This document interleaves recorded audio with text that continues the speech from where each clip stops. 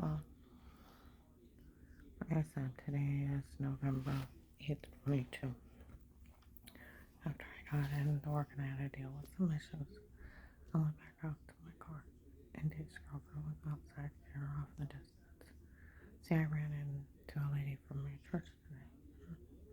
I mentioned, that it's retired Judge Pete's daughter, my ex-husband, was cheating on with her.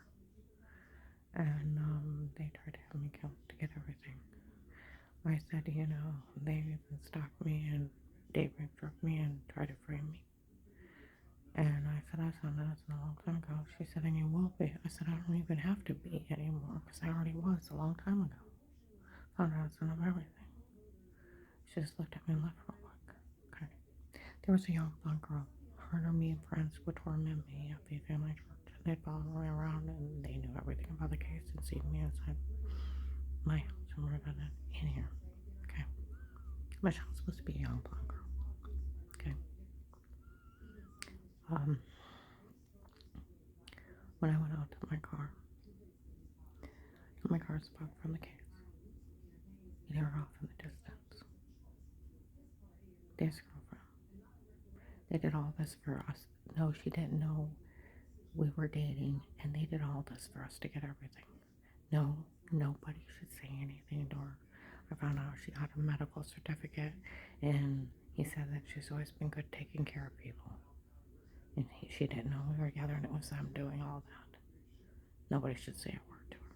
And she's out there telling people. Well, they've already bragged. Memorial Day weekend 2019, her mother, how they did all this for her daughter.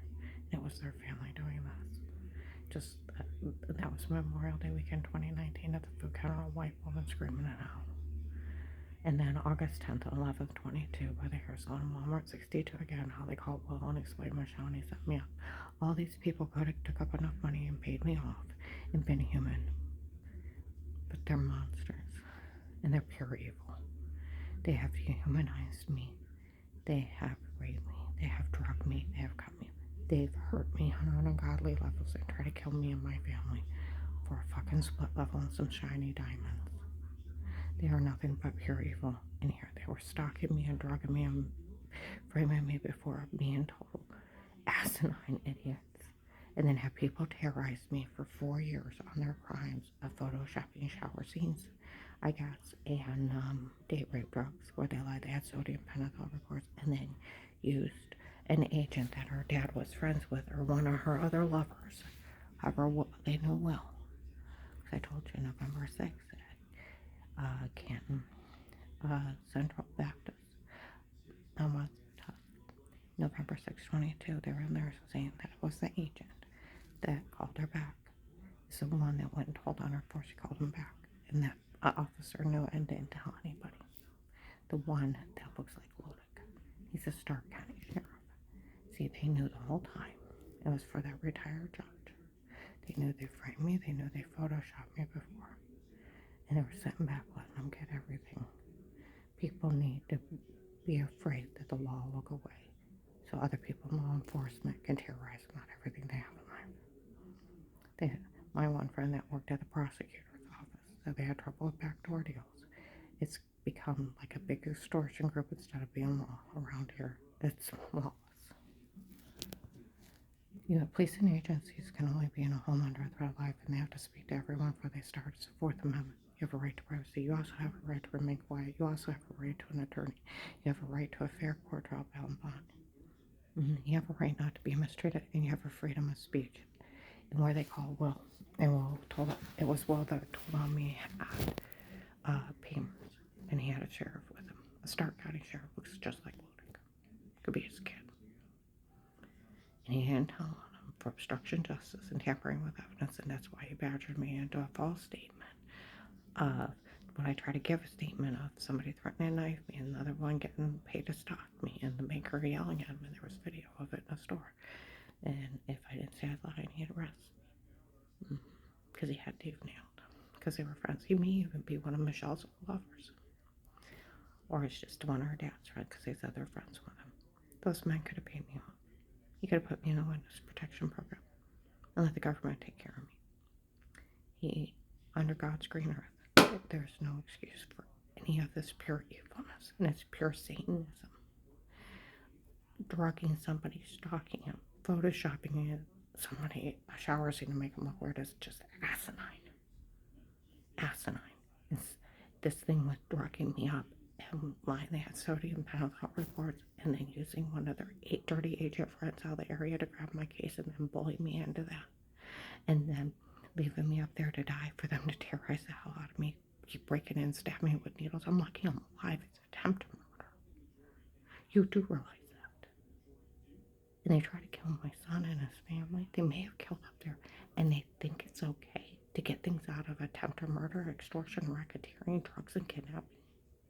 And it's like, don't you ever insult me. I told you, they went as low as to have my grandkids make up mean games or pretend behind my back for that stupid judge's daughter. Her and my ex-daughter-in-law making up that shit. They were so little they didn't even know what they were saying. I didn't know about it for a year.